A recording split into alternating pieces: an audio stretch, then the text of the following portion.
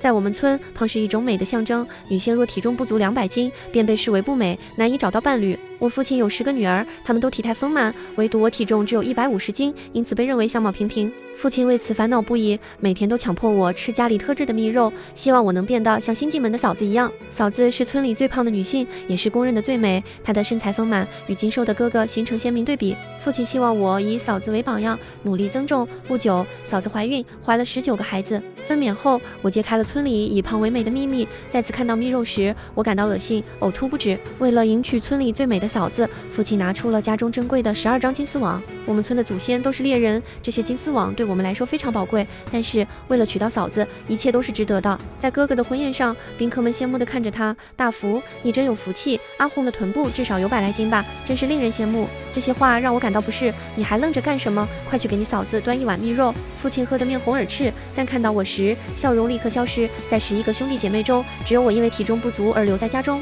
我点头，担心嫂子饿着，立刻去坛子里夹出一大碗蜜肉。这种蜜肉，我们村家家户户都会腌制，但每家的口味都不同。我们家的蜜肉，我觉得太过油腻，一口下去，油脂在嘴里爆开，让人感到恶心。因为我不喜欢吃这种蜜肉，所以我的体重一直达不到200斤，被认为是村里最丑的人。嫂子，我敲了敲新房的门，听到嫂子让我进去后，我才推门而入。嫂子穿着红色的嫁衣，像一座山一样坐在床榻上，床板已经被她的体重压弯，发出即将断裂的声音。嫂子，你饿了吧？快来吃蜜肉。我把蜜肉放在桌上，嫂子对我温柔地笑着，连连点头，脸上的肥肉随之晃动。她试图起身，但挣扎了许久也无法站起来。我立刻过去帮忙，伸手拉嫂子，但是我一个人的力量根本不够。爹，哥，我喊道。他们以为出了什么事，立刻冲了进来。看到我把蜜肉放在远处的桌上，哥哥抬起手给了我一记耳光，啪一声脆响，我愣住了。你嫂子在娘家都是躺在床上吃的，你放那么远干什么？哥哥怒斥道。我不敢出声，在我们家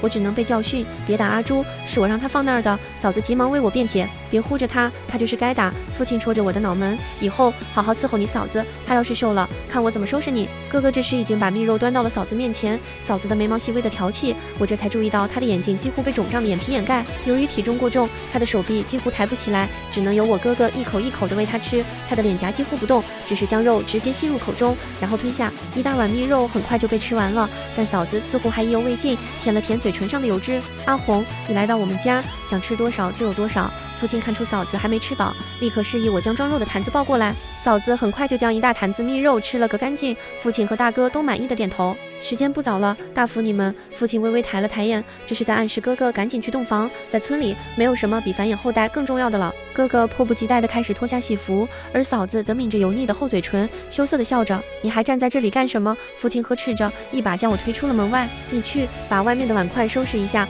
别整天就知道吃白饭。父亲摇摇晃晃地走向自己的屋子，我来到前院，开始收拾满院的杂乱。夜深人静，后院里床板的吱嘎声我听得清清楚楚。等我收拾完一切，天已经蒙蒙亮了。死丫头，去给你嫂子准备吃的。哥哥穿着短裤打开房门，冲我吼道：“哦，我这就去弄几个馒头。”我甩了甩手上的水。大福，我想吃肉。屋内传来嫂子的声音，短短一句话，她说的气喘吁吁。好，哥哥脸上堆着笑，但看向我时又换上了不耐烦的凶狠表情。他和父亲一样，都觉得我太丑，嫁不出去，丢了家里的脸。年前他们还特地为了我的婚事去村委朱瘸子家提亲，没想到连瘸了一条腿的男人都看不上我。他骂父亲丧良心，想让他们家绝后，直接把父亲和哥哥赶出了门。村里的人开始拿这事取笑我们家。好在父亲这次掏空了家底，帮哥哥娶了村花，这才能让父亲挺直腰板。我又拆了一坛肉，倒出了大半，结果一个巴掌猛地拍在了我的后脑勺上，我疼得闷哼一声，有些头晕。回头一看，就瞧见了气急败坏的父亲。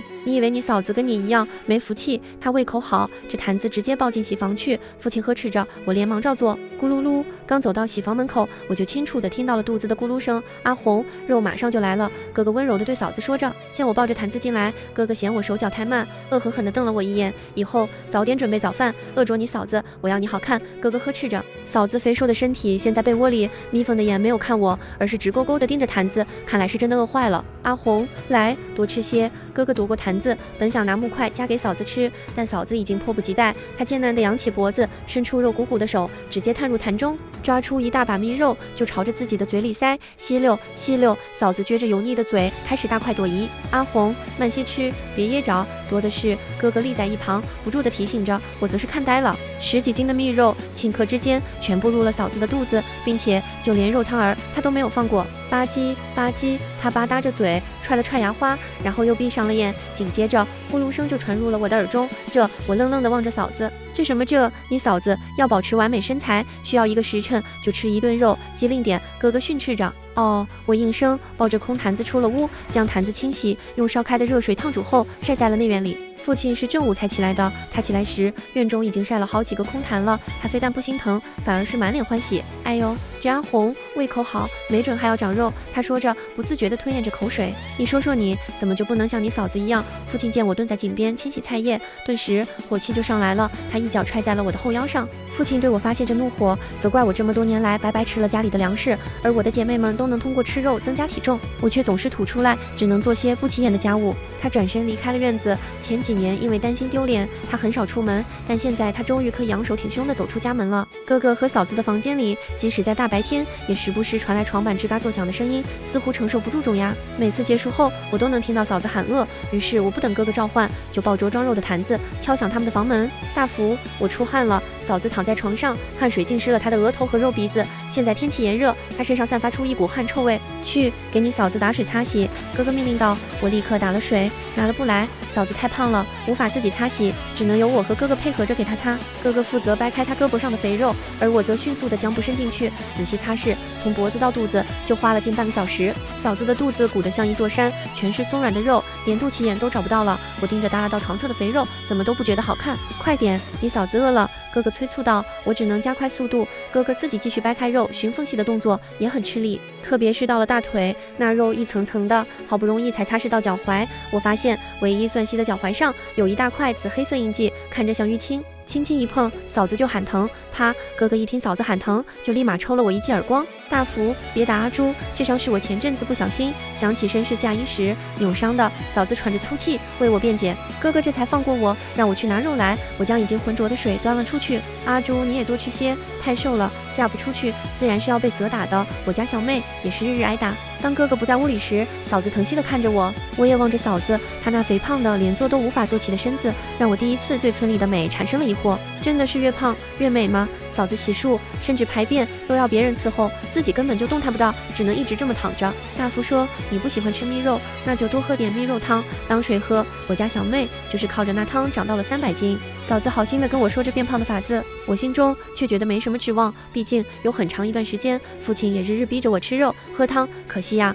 我吐得厉害，憋着气儿吃，再不成把肉包在菜里吃，还有弄些白馍馍蘸肉汤吃，可好吃了。嫂子为我支招，一边说一边就要流口水。包着菜吃，这个我倒是没有试过，经嫂子这么一提醒，我决定试一试。等到夜深人静，我便拿着父亲最看不上的青菜，包着那蜜肉试着吃了起来。果真肥腻的感觉被青菜压下去了大半，再拿一个窝头蘸了蘸肉汤，味道虽说不上好吃，但也不难吃。用嫂子这法子，我的肚子和胳膊上也渐渐长了不少肉，而嫂子很快就怀孕了。父亲和哥哥的注意力都在嫂子身上，压根就没有细看我。哎呀，就阿红这体格子，生个10个8个的不成问题。哥哥欢喜地将一杯酒一饮而尽，父亲却是连连摇头。你娘才400斤，一胎都生了11个，阿红可快600斤了，至少得20个吧。父亲翻着手比划着，哥哥脸上的笑瞬间更浓了。来，你也吃些，今后要更小心伺候好你嫂子。人逢喜事精神爽，他们连带着对我也有了笑的模样。我自是连连点头，陪着父亲他们吃了点东西，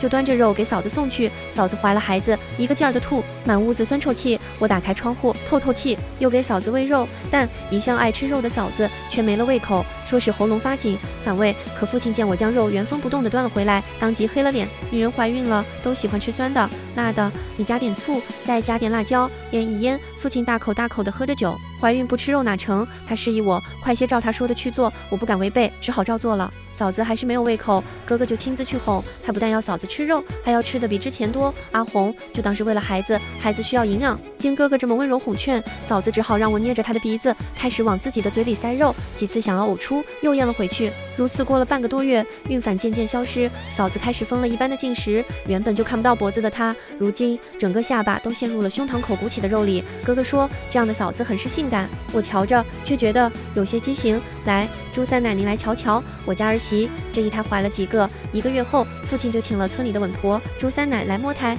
朱三奶个子矮小瘦弱，或许也是因为这样，她一辈子都没有嫁人，也是村里唯一的老太太。因为我们村都是多胞胎，妇人在产子时9死1生，我娘当初也是在分娩时不幸离世的。朱三奶走进嫂子屋里，伸出枯瘦的手就朝着嫂子的腹部摸去，干瘪的嘴一张一合，似乎是在数数。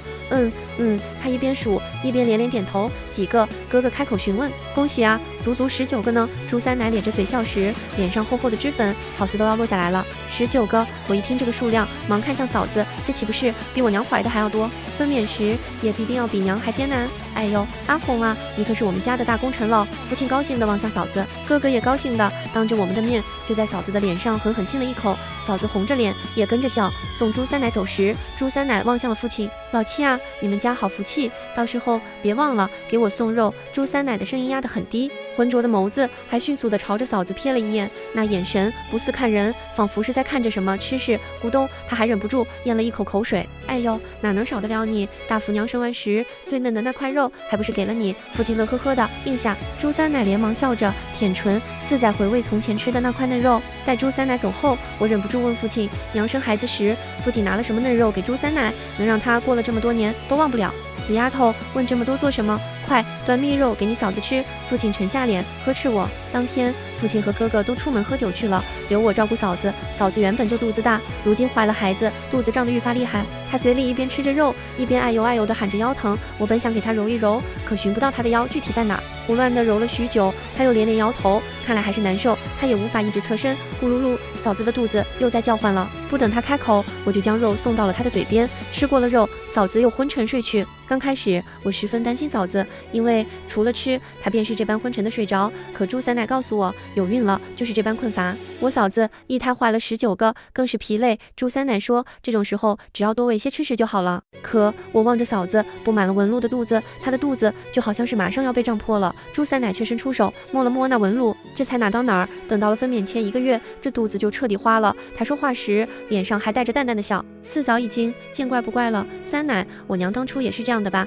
我想起自己从未谋面的娘，那时候她一定也是同嫂子一般，为了生子如此辛苦。朱三奶点头，目光落在我的身上。丫头啊，你该庆幸的，有时候不幸也是一种幸啊。她说着我听不懂的话。朱三奶的话让我感到困惑，我不解地看着她。三奶，您这话是什么意思？我问道。朱三奶似乎想说什么，但哥哥这时回来了，打断了我们的对话。他看到朱三奶在，便询问孩子们的发育情况。放心吧，哥哥都很健康。朱三奶说完，没有再和我说话，擦了擦手就离开了。哥哥满意的进了屋，我则去打水给嫂子擦洗身体。哥，这些孩子在动。我擦洗嫂子的肚子时，感觉到了胎动。哥哥听到后，也伸手轻拍嫂子的肚子，结果嫂子的肚子上立刻鼓起了一个小拳头的形状。啊！我被吓了一跳，叫什么？别吓着我的孩子！哥哥责备我。我闭上嘴，刚才我真以为那东西要戳破嫂子的皮肤。哥哥嘴里嘟囔着让我出去，但我因为嫂子分娩的日子越来越近，感到越来越不安，想要守在她身边。嫂子怀孕7个月时，肚子被撑得非常薄，布满了青色的纹路，看起来很吓人。尽管如此，哥哥还是不分昼夜地贴近嫂子。我曾大胆劝过几次，但哥哥不仅不听，还狠狠地打了我一顿。他和父亲整天不干活，只是喝酒聊天，其实并没有多少力气，只要不是要害我都能忍受。但他不听劝，最后受苦的是嫂子。嫂子怀孕刚满8个月就破水了，哥哥慌张地从屋里跑出来。父亲正在晒太阳，听到哥哥说嫂子破水了，立刻跳了起来。你这个混账，也不知道小心点！他愤怒地打了哥哥一拳。我再不抓紧时间，就没机会了。哥哥带着哭腔，满脸委屈。我愣在原地，破水了，这才8个月啊！死丫头，快去找朱三奶来接生！父亲冲我喊道。我立刻冲出门外。朱三奶的家在村口，离我们家有一段距离。看，丑八怪出来了！村里的几个未婚老男人看到我就嘲笑我。阿胜哥越来越英俊，身材也比村里的男人高大许多，穿着一袭浅青色袍子，显得风度翩翩。阿朱，你还好吗？他关切地问。我赶忙回过神，但依旧结巴地问：阿胜哥，三奶在吗？阿胜还没回答，三奶就从院后走了出来。阿朱，你怎么来了？他疑惑地看着我。三奶，我嫂子肚子疼，估计是要生了。我说着就伸出手要拉朱三奶跟我走。哎呦，别慌，东西还没拿呢。朱三奶示意阿胜哥帮忙拿东西。阿胜，你去把我的红箱子拿上。朱三奶被我拽着跑，你嫂子还没到日子，怎么就要生了？朱三奶喘着气问，刚一问出口，另一只手就拍了一下自己的脑门，肯定是怕以后没机会了，想玩够本儿。男的大多都是这德行。朱三奶说的和哥哥说的一样，都结婚了，等嫂子生完了孩子，休养好了还是能。我就是不明白哥哥在急什么，现在孩子提前出生，大的小的都危险。哼，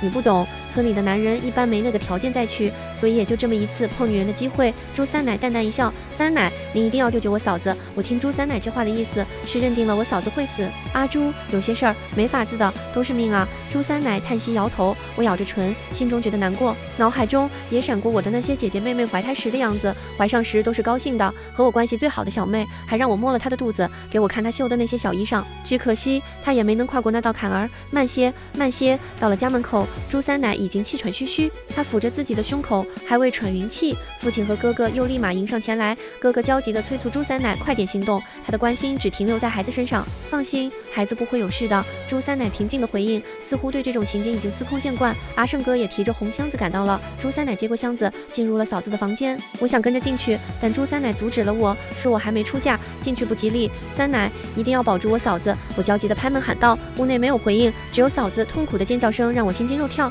三奶，我嫂子怎么样了？我担心的大声询问。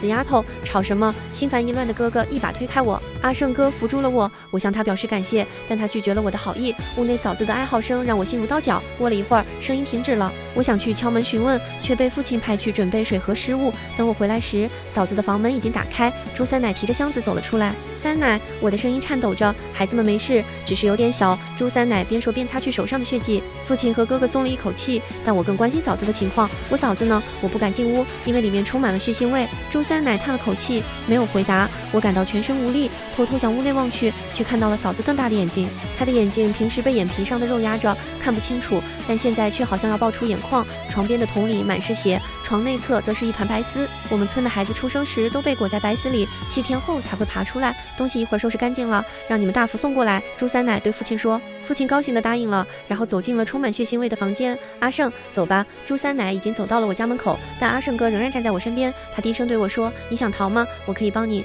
我还没反应过来，他已经跟着朱三奶走了。死丫头，傻愣着做什么？快去准备酒肉。哥哥满脸欢喜。嫂子死了，我泪水滚滚而下。嫂子对我很好，她更像是我的家人。死了就死了，你哭什么？难道你不希望我的孩子好吗？哥哥冲我咆哮。我摇头。父亲也说：“一条命换19条，值得。”他们开始讨论，等孩子们出白丝后如何请足公起名。我疑惑地看着他们对嫂子的死漠不关心，只顾着喝酒吃肉。我偷偷搬了一坛蜜肉去嫂子屋里，想要为她设灵堂，但父亲拒绝了。他说女人去世不需要设灵堂，到时候埋了就是。我打扫房间时，心里一直想着嫂子，她的眼睛瞪得大大的，好像死不瞑目。我跪在嫂子床前，给她磕头，希望她能安心上路。但当我再次看向嫂子的脸时，发现她的神情变得更加凶厉，肚子的形状也很怪异。正当我想掀开被褥查看时，屋外传来了父亲和哥哥的脚步声，我吓得躲到床下，但哥哥还是发现了我，把我拽了出来。父亲没有责怪我，只是让我回房休息，说今晚有亲戚要来喝孩子的喜酒。我回到房间，听到外面传来的笑声，他们对嫂子的死毫不关心，只顾着庆祝孩子的出生。村里的人都在称赞我的哥哥，但孩子明明是嫂子用生命换来的。我感到心寒，坐回床边，整夜难以入睡，直到天亮，我才疲惫地闭上眼睛。半梦半醒间，我还能听到他们的谈话声。新鲜的肉最嫩，配上小酒，绝了。不对，我觉得腌到第3天的肉最好吃，你们都错了，新鲜的肝脏才是最美味的。哈哈哈，都好，都好，多吃点。最后是父亲的声音，然后我彻底昏睡过去。咚咚咚，咚咚咚，我再次睁开眼，已是正午，多鼓声将我唤醒。我迷迷糊糊的起床，发现父亲和哥哥在院子里忙着分装肉块。父亲，这是又打了山猪吗？我看着那些还带着血的鲜肉，疑惑地问。他们一个拿着剁骨刀，一个负责把肉塞进坛子里。父亲敷衍地回答。父亲，这山猪肉真白，我注意到肉皮非常白皙，连猪毛都没有，但看到这些肉，我却莫名感到不安。你再去睡一会儿。父亲答非所问，只是让我回屋休息。父亲，你们什么时候去抓的山猪？我盯着肉块，没有离开。昨夜你大伯带来的。父亲冷冷地回答。是吗？我的叔伯们和父亲、哥哥一样，都很懒惰，他们除了吃喝玩乐，其他事情都不管，所以别说上山抓山猪，连抓小野鸡我都没见过。你问这么多干什么？父亲突然发火。对了，朱三奶要的东西清洗干净了，还没有送去，你去送。哥哥想起了谢礼的事，立刻看向我。父亲面色一沉，似乎不愿意让我去送。父亲，没事，都用油纸包好了。哥哥说完就提了个竹篮给我，让我立刻送过去。这是什么？我盯着被油纸包起的一大坨东西，这东西好大一块，似乎还是猩红的。问，再问，割了你的舌头！哥哥冲我大声呵斥。见他发飙，我提起竹篮就朝家门外跑去。我一路向朱三奶家跑去，目光却时不时地瞥向竹篮里的东西。快要到朱三奶家了，我还是没忍住，在好奇心的驱使下，伸手打开了油纸包。掀开看的一瞬间，我当即愕然地停住了脚步。油纸包里是一个圆盘状，布满了青筋的肉块，肉块腥气扑鼻，我腹腔干呕。你没事吧？一道熟悉的声音传入我的耳中，我一怔，转过脸，发现是阿胜哥。他看看我，又看了一眼竹篮里的东西，微微叹息了一声：“别怕，这是紫河车。”阿胜接过我手中的竹篮，同我解释：“紫河车。”我蹙眉：“对，也就是胎盘。”包衣，他回答：“啊！”我闻言，喉咙口的酸味儿再次涌了上来。三奶居然吃这个，在我看来，这也相当于是我嫂子身上的一块肉。这紫河车是可以入药的，益气养血。三奶出生时就体弱，吃这个也是无奈之举。阿胜仔细地同我解释了一番，我这才点了点头，自己见识确实是浅薄了。阿朱，你怎么来了？同阿胜说着话，就见朱三奶又提着小木箱出来了，看来村里又有女人要生子了。三奶，我是来送谢礼的。我的话音落，阿胜就将竹篮递给了朱三奶。三奶瞥了一眼，发现油纸包是打开的，立马看向了我。你看过了？他的目光幽深，看得我身上都发了寒。见我点头，他又嘿嘿嘿地笑了起来。吓坏了吧？这就是我的药引子，我这把老骨头啊，全靠他们才能熬到现在。朱三奶示意阿胜把东西拎回去。阿胜与我对视，眼中带着忧色。走吧。三奶开口，他这一趟与我是顺道的。三奶，是谁家的媳妇要生了？我一边悄悄回头看了一眼阿胜的背影，一边问：你们家前头老九爷家，他家的老姚媳妇比你嫂子早进门2年，终于是怀上要生了。朱三奶的嘴角挂着笑，她是足月分娩的吧？足月了，是不是就没有我嫂子那么危险了？我委婉地问着。朱三奶看了我一眼，沉默了良久。我看到朱三奶沉默不语，心中不禁焦急起来。难道这次那产妇也保不住吗？我忍不住问出了心中的担忧。朱三奶终于开口了：阿朱，有些事情不知道反而更好，知道了传出去，村里的姑娘都不会好过的。她的目光落在了路边玩耍的几个小女孩身上，什么都不知道才能过得开心。朱三奶说完，又停顿了一下，看向我，嘿嘿。三奶，阿朱，半路上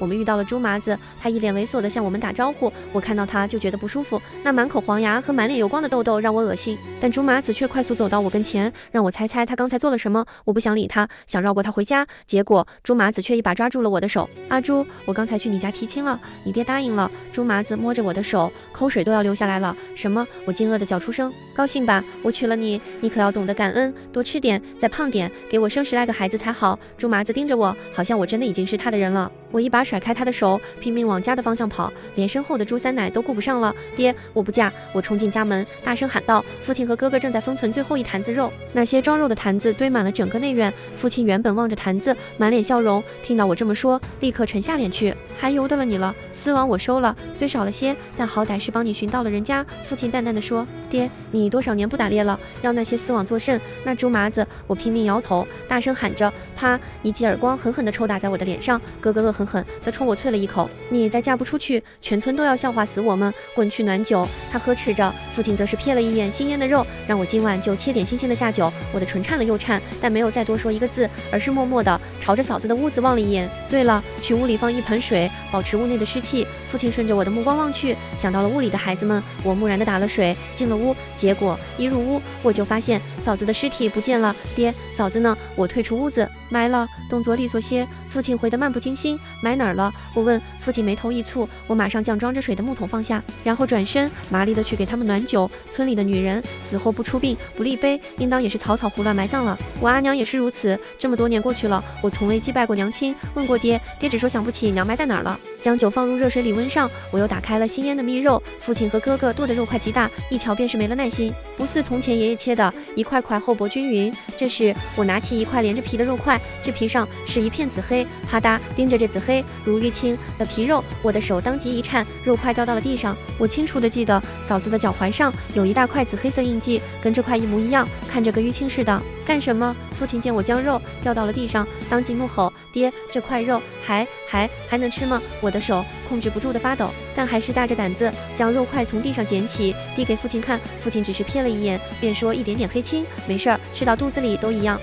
我点头，转而继续从坛子里拿出肉，摸过这些皮肉后，我只觉头皮发麻。你这手脚太慢了，磨蹭什么？哥哥的催促声将我从恐慌之中拉回，我用力咬了咬唇，让自己保持冷静。哥，嫂子待我不错，我想去她的坟上磕个头。她大概埋在哪儿了？问出这句话，我的目光就死死地盯着哥哥的脸。我和他从小一起长大，他一个眼神，我就能猜到他在想什么。磕什么磕？我也不记得。埋哪了？他敷衍着转身去拿酒，是埋后山了吧？此刻我已经猜到了答案。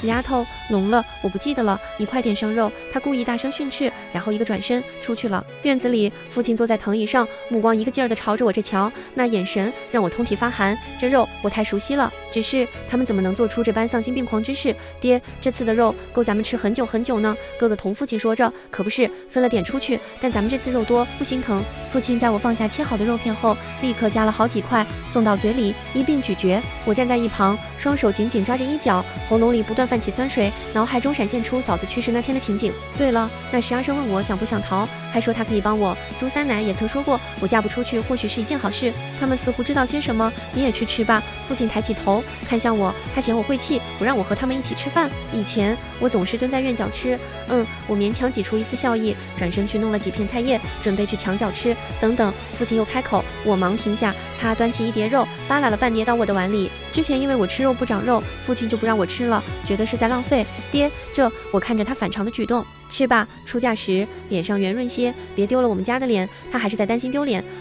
我应着，盯着碗里鲜红的肉块，心里已经打定主意要逃。抱着瓷碗，我蹲在墙角，假装咀嚼，实际上却把肉藏在了菜叶底下。等父亲他们吃饱喝足，回屋休息时，我立刻偷偷溜出院门，直奔朱三奶家。阿胜正站在朱三奶的院门前，似乎在等着谁。阿朱，三奶还没有回来呢，他以为我又是来找朱三奶的。阿胜哥，你是不是知道什么？为什么问我想不想逃？我直截了当的问。他愣住了，犹豫片刻，终于开口。三奶说，村里的女子都是没有开化过的，根本不知道自己的身世和族群的真相。阿胜凝视着我，眼中满是心疼。身世族群的真相，我疑惑不已。三奶本不让我说，认为你们什么都不知道，或许更幸福些。阿胜很纠结地说道。阿胜哥，我爹和我哥好像把我嫂子做成了蜜肉。我咬着唇，望着阿胜，想把我知道的事情告诉他，希望他也能对我坦诚。阿胜的脸上没有丝毫意外，但看着我惊恐又绝望的神情，他还是决定告诉我真相。我们朱家村其实是朱村祖上的天恩，喝了化形酒，幻化成了人形。阿胜叹了口气，但只是形似，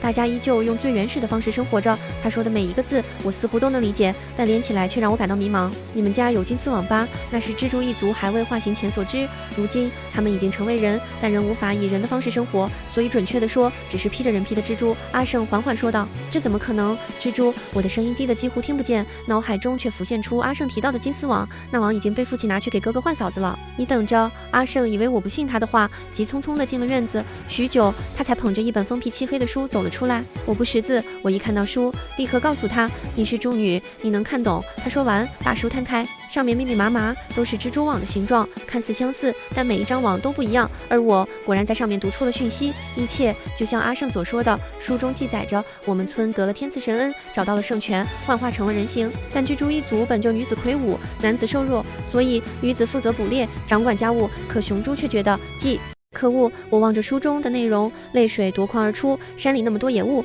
鸟兽，他们不吃，仅仅为了踩在女子的头上，便用这般恶毒的法子。阿朱，我想出村去外面看看，游历一番，你随我一道走吧。阿胜凝视着我，眼中流露出藏不住的爱意。我沉默了许久，望着阿胜。阿朱，即使你不跟我走，也别留在这个村子里，否则总有一天……阿胜没有继续说下去，但我知道留下的后果。我点了点头，没有立刻表态，只说自己要回去好好想一想，然后脚步沉重地回了家。回到家后，我坐在院子里，冬日的夜风刺骨，我想起了儿时姐妹们在前院晒太阳的情景。娘亲一胎11个孩子，一子10女，父亲在我们小的时候重女轻男，常常劝我们多吃肉，尽情玩耍。我还记得大姐姐曾说，女孩子好，一生都被宠爱。还有我的小妹妹怀着身孕时对我微笑的样子，我至今记忆犹新。妹夫关心她的样子也历历在目，父亲当时还夸妹妹嫁得好，换来了那么多金丝网。现在想来，父亲是明知我们姐妹会走向死亡，却还是一个接一个的送她们出嫁。现在轮到我了，在这个家里，我辛苦多年，却始终得不到父亲的温暖。哎呀，死丫头，你在这吓谁呢？父亲出门方便，看到我坐在院子里，吓了一跳。爹，我可以不嫁给朱麻子吗？我没有看他，而是望着嫂子以前住的屋子。哼，你想白吃一辈子饭，做梦！父亲不出所料地斥责我。爹，我会死的，出嫁怀孕后我会死，这样也要我嫁吗？我转过头看向父亲，他小时候对我还是很好的，也曾温柔地抱着我，叫我猪猪。你就是死，我也要把你尸体抬出这个家门。父亲皱着灰白的眉头，说得斩钉截铁。我长叹一口气，觉得自己很可笑，一个能把妻子做成蜜肉的人，我居然还指望他心软。我生你养你，你就得听我的，别在这发疯，回屋去！父亲大声训斥。我点了点头，默默地回屋。躺在床上，我无法入睡。现在我睡的床是个大通铺，原本睡着10个姐妹，现在只剩下我一个人。想到这里，我蜷缩起身子。第二天一早，朱麻子又来了，他送来一坛他们家的蜜肉，让父亲和哥哥尝尝。我不想出去，就继续躺着，但很快就听到屋门被推开的声音，于是我立刻闭上眼睛装睡。放心吧，这几天我们一定再好好养一养，多养些肥膘。父亲压低声音对朱麻子说：“嘿嘿嘿，那太好了。”朱麻子发出猥琐的笑声。不过之前你答应的，等制蜜肉时要分给我们家1大半。哥哥的声音响起，我紧紧咬着牙。那是当然，只要他给我生了孩子，制蜜肉时肯定给你们多拿些。朱麻子答应得很干脆。这才对嘛。父亲和哥哥都很满意，发出一阵阵笑声。中午时分，我不得不起床。朱麻子还在我家和父亲、哥哥一起喝酒，他看到我便乐呵呵地站起来。阿朱妹妹，你醒了，今天看起来更丰满了。朱麻子夸赞道：“以前听到别人夸我丰满，我会很高兴，但现在我从他们的眼神中只看到贪婪。”我没有回应他。最近我夜夜失眠，脸上只是浮肿和憔悴。当我忙着切肉、暖酒时，父亲又对朱麻子说：“我很能干，虽然不如其他女子丰满，但屁股大，好生养。”朱麻子笑着表示同意。我端着酒和肉出来，阿朱妹妹多吃点。朱麻子看着我，嘴角流下一丝口水。婚礼能不能提前？我问朱麻子。朱麻子一愣，看向父亲和哥哥，然后他们都盯着我。既然非嫁不可，那就这个月15怎么样？我面无表情地问。15，那就差3天了。父亲算着日子，他们原本选的日子是7天后。好。朱麻子答应得很爽快，似乎怕夜长梦多。那你回去准备准备，我淡淡地对朱麻子说。朱麻子高兴得手舞足蹈，连肉都顾不上吃，急忙回家去了。父亲拍了拍我的肩膀，难得地露出笑容，终于想明白了。好，哥哥也给我夹了一块肉。阿朱，这块肉肥，吃吧，你们女人这辈子就这样，嫁人生子就好了。我顺从地点头，下定了决心。朱麻子家穷，筹备婚礼需要挨家挨户借东西，婚礼是村里的大事，蜜肉和烈酒不够也是要借的，毕竟要请全村的男人，分量少了不行。父亲作为未来岳父也要帮忙，我趁着他们忙碌，偷偷去了后山。后山上有一种红浆果，指甲大小，看起来很诱人，但只要沾上一滴汁液就会烂肉。哥哥小时候不懂事，误摘过，结果手指都烂得发黑。父亲知道后，切了他半根手指才没事。父亲说，这红浆果的汁水有剧毒，绝对不能乱碰。现在我小心翼翼地寻找着，冬天里浆果不多，找了很久才找到一小串。我用剪刀剪下，用布和油纸包好，藏入袖中。但下一刻，我听到了咔嚓一声，有人踩断了枯枝。我肩头一颤，猛地回头，发现阿胜不知何时跟在我身后，四目相对，他眼中带着疑惑。阿朱，你来这儿做什么？这地方危险。他说着就要拉我走。我出来散散心，我随便编了个理由。阿朱，我听三奶说，你父亲已经把你许给朱麻子了。阿胜柔声问。我苦笑点头，想抽回自己的手。你跟我走吧。阿胜手中的力道不小，语气坚决。我回头再次看他，如果被发现你私带我离开，你会被村里人打死的。我们村的规矩，女子不得出村，村里的男人也不能带自己的妻儿离开朱家村，违者会被乱棍打死。我不怕，只要你愿意跟我走。他凝视着我。好，14日戌时，你在村口等我。我说，挣开阿胜的手。好，阿胜笑着回应，而我则是小跑着回家。父亲他们拿了嫂子以前的嫁衣，简单修改了尺寸，说给我当喜服。我自是顺从的答应。白天我是温顺的女儿，夜里我开始捶打红浆果，收集汁水。到了与阿胜约定的那天，我偷偷拿着早已收拾好的包袱奔向村口。夜里村里静得可怕，原本因为村里经常有姑娘失踪，也有人巡夜，但这些懒骨头习惯了懒惰，夜里没媳妇的就喝大酒，有媳妇的自然是赖被窝，巡夜也只是做做样子。现在这个时辰，别说人了，连个鬼影子都没有，所以过程算是极为顺利。但到了村口，我才发现阿胜的身边还站着朱三奶，我的脚步渐渐放缓。我不是来拦你的，只是想送送你们，今后你们要好好的，相互扶持。朱三奶说着，轻轻拍了拍我的肩。时辰不早了，你们快走吧。他抬头望了一眼满天的繁星，催促我们快些离开。我对朱三奶深深鞠了一躬。阿胜拉着我们朝后山跑去，决心翻越横亘在我们面前的大山，逃离这个村子。哗哗哗，爬了大约半个时辰，夜风越来越猛烈，树叶被吹得哗哗作响。原本在我右侧开路的阿胜突然停了下来，他转身朝我的身后望去。阿朱，坐下休息一会儿吧。阿胜递给我他的水囊，我喝了一大口，擦去嘴角的水渍。但我的余光瞥见了远处大树后有黑影一闪而过。谁在那里？我大声喊道。阿胜立刻冲过去，但什么也没找到。别害怕，什么都没有。阿胜坐在我旁边，感觉到我在颤抖，便安慰我，让我把头靠在他的肩膀上。阿胜，你说山里有野味，为什么村里人要吞噬自己的同类至亲？如果只是因为懒惰，那未免……这是我这些天一直在思考的问题。越是思考，心中越是沉重。蜜肉的味道，你也尝过吧？阿胜侧头问我。我半闭着眼睛，喉咙里一阵阵泛酸。没错，那是我从小吃到大的食物。那些肉和普通的野味不一样，只是……阿胜突然叹了口气。只是什么？我含糊地问。只是他们吃得太浪费了，肉应该活去活用，这样才最新鲜。阿胜说完，伸手抚摸我的脸颊，嘴角露出一抹笑意。阿胜，你在说什么？我感到困惑。阿胜却推了我一把，我倒在地上。咔嚓，树杈被踩响，黑影闪过的大树后走出一个人来，是朱三奶。他靠近我们，我认出了他。三奶，我含糊地叫他。朱三奶蹲在我面前。你比阿华难搞多了，阿华吓唬一下，当晚就乖乖上山了。朱三奶说着，嗅了嗅我身上的气味，还是黄花闺女香。朱三奶夸赞着。阿花也是跟你们上山的吗？你们把她怎么样了？我皱眉，努力缩着身体。她哼，一会儿你就能看见了。朱三奶说完，向阿胜使了个眼色。阿胜立刻把我拖向树丛深处，我的脸颊和胳膊被地上的树枝刮伤，小心点，皮都要破了，到时候还得处理伤口，不然容易烂。朱三奶提醒道。就你最挑剔。阿胜回头朝朱三奶露出一个甜腻的笑容。朱三奶毫不避讳地掐了阿胜的屁股。我目瞪口呆地看着这一幕，还没等我回过神来，阿胜已经把我拽到一个大铁笼边。我惊叫出声，不是因为笼子，而是笼子边散落的几十个头骨。你不是要见阿花吗？怎么见了又吓成这样？朱三奶冲我咧嘴笑。阿胜打开笼子，让我进去。你们要杀就杀，何必折磨我？我不肯进去。你虽然不如那些女人肥硕，但一顿我们也吃不完，我们就爱吃新鲜的。阿胜居高临下地说。我立刻流下了眼泪，恐惧地缩起身子。阿胜，你带我走，真的只是为了吃我？我垂头，呜咽出声。咯。阿胜，这小丫头对你动情了呢？朱三奶靠在树上，发出咯咯的笑声。阿胜，你告诉她你喜欢什么样的女人？朱三奶捋了捋鬓角的发丝。我啊，就喜欢成熟有韵味的。阿胜说完，还朝朱三奶眨眼。我依旧埋头哭泣，哭声越来越大。阿胜命令我进笼子，我都不听。他终于不耐烦了，蹲下身来，想强行把我拉进去。而我在他蹲下靠近的一瞬间，立刻从怀中摸出瓷瓶，把里面的汁液泼向阿胜的脸。阿胜发出惨叫。什么气味？红浆果。朱三奶嗅了嗅，发现是什么后，立刻逃跑。我一脚把阿胜踹进笼子，锁上，然后追向朱三奶。这段文字描述了一个女子在逃离村庄的过程中，发现了朱三奶的真实身份，并勇敢地面对了她。夜晚的寂静使得树枝的摩擦声异常清晰。我迅速爬上一棵大树，然后纵身一跃，落在了朱三奶面前。多年的粗重劳动让我体力充沛，这还得感谢父亲多年的苛刻对待。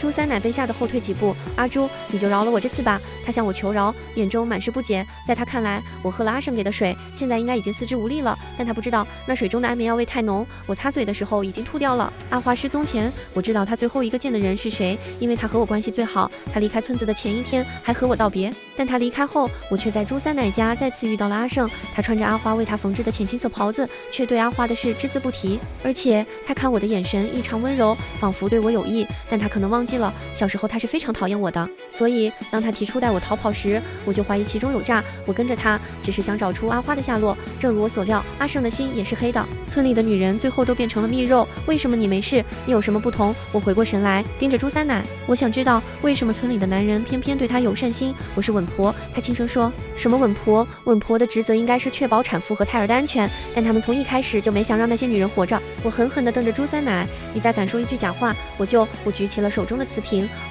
我说我会摸胎，如果怀得少就直接用药落胎，免得浪费时间喂养。朱三奶坦白了，落了胎在怀上还是少呢？我冷冷地问。继续落，再继续怀，直到怀上10个左右，才让她分娩。朱三奶立刻回答。我听了，苦笑出声。你为什么不告诉村里的女人真相？为什么帮那些男人助纣为虐？她也是一名女子啊！我抓住她的衣领，但当我手被触碰到她的脖颈时，我突然停下了。她竟然有喉结，她是个男人，你是男人。我震惊地盯着朱三奶。那你和阿胜？我的话未说完。哎呦，是那臭不要脸的逼我跟他在一起的，否则这么些年我也该娶妻生子了。朱三奶急忙辩解，试图撇清关系，把小姑娘骗到山上这事儿都是拿杀千刀的意思啊！我劝了又劝，她不听啊。阿朱，你也知道，我都这把年纪了，也拿她没法子。朱三奶一边说一边往后缩。阿朱，你放过我，我给你出村地图，帮你逃跑，离开这村子。外头啊，天大地大，你应该也想去看看吧？她望着我，我思索着，看着山顶的位置。之前你们不是说只要翻过了这座山就能出村？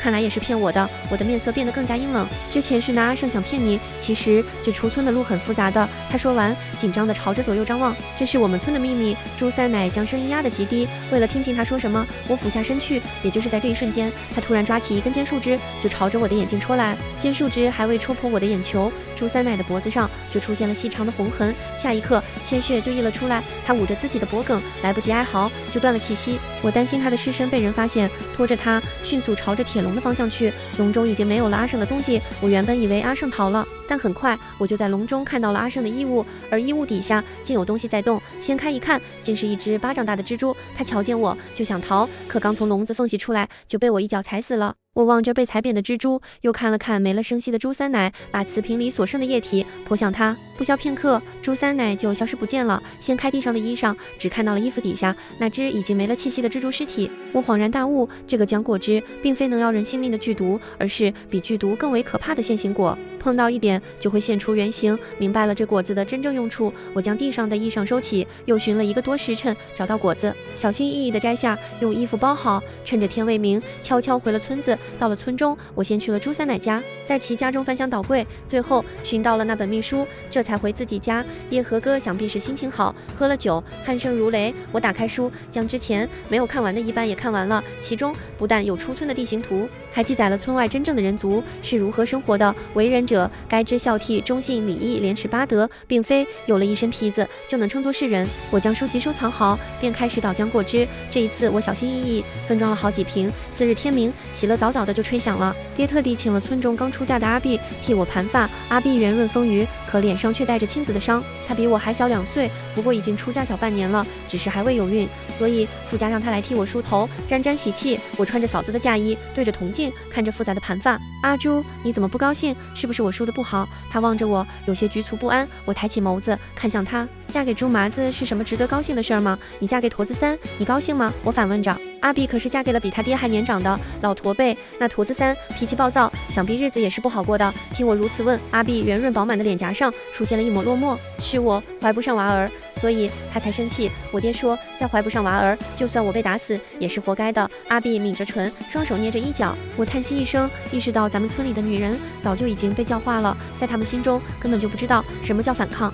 我还想张口同他说话，门却被扣响了。阿碧收起木梳离开。村里的喜宴，女人是不能上桌的，太过晦气。今日的喜宴宴请了村中所有男人。朱麻子这老光棍好不容易娶了亲，村中的男人自然都要给面子为他庆贺。我本想将浆果汁倒入喜宴用的蜜肉坛里，但几十坛肉已经被摆上了桌，总不能一坛坛放。最后我把目光落在了墙角的大酒缸上。媳妇，你在这儿做什么？去洗房里等我。朱麻子的声音在我身后响起。我收回手，转身就对上了那张遍布麻子的猥琐面容。今天高兴，你多喝些。我对他强挤出了一丝笑。好，好。朱麻子冲我咧嘴一笑，伸出手狠狠地掐了一下我的屁股。我厌恶地加快了脚步，进了所谓的喜房。这间屋子什么摆设都没有，只放了一张大床，目的明确，他们这是要在夫人分娩过后直接当砧板用。呵呵呵，驼子三，你那女人要是再生不了娃儿，就腌肉再换一个。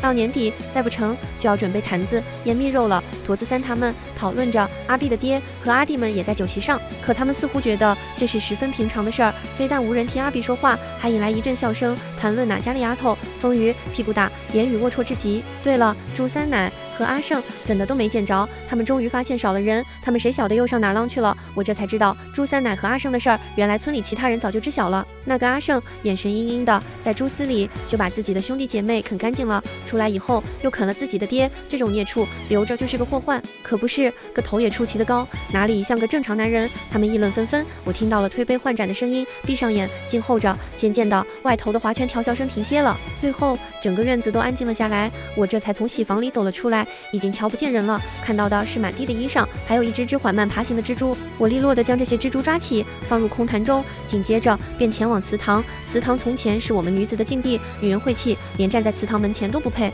如今我敲响了村中的大鼓，这大鼓敲响，便是有重大之事要宣布。不多时，村里的女人和孩童就匆匆忙忙前来集合。村里的妇人并不多，但待嫁的姑娘不少。见我居然立在祠堂前，都吓了一跳。我则是不紧不慢，将从三奶奶拿的书交出传阅。他们脸上的神情从愕然变得恐惧。难怪，村里女人分娩后无一例外都去世了。不对啊，可三奶是女子，挺着孕肚的妇人望向我。三奶是雄性，她有喉结的。我说的是雄性，而非男人。他们从书中的字里行间也已经明白了，我们并非真的人族。楚修人，万万年，我们祖上既有那般世运，喝了灵泉，省去了修炼之苦，幻化成人，那便也该死人一般活着，而非是同族谋母命，否则便只是披着人皮的兽。我立在台阶之上，可我家男人成了婚的妇人，局促不安，他们再也无法伤害我们大家了。我说罢，示意他们上前，他们朝着我身侧的坛中一望，当即捂住了嘴。苍天有眼，为非作歹之辈，只配为畜为虫，此乃神罚。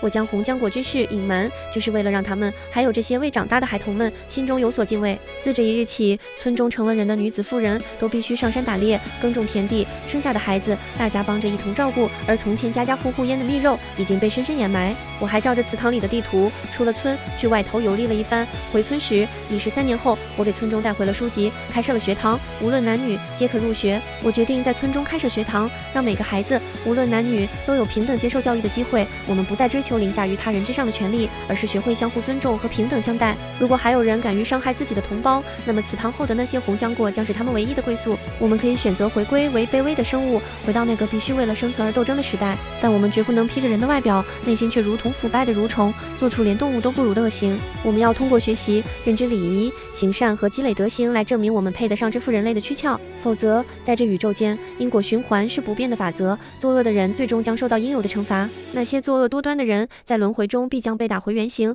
剥夺他们的人性，将入畜生道，遭受永恒的苦难。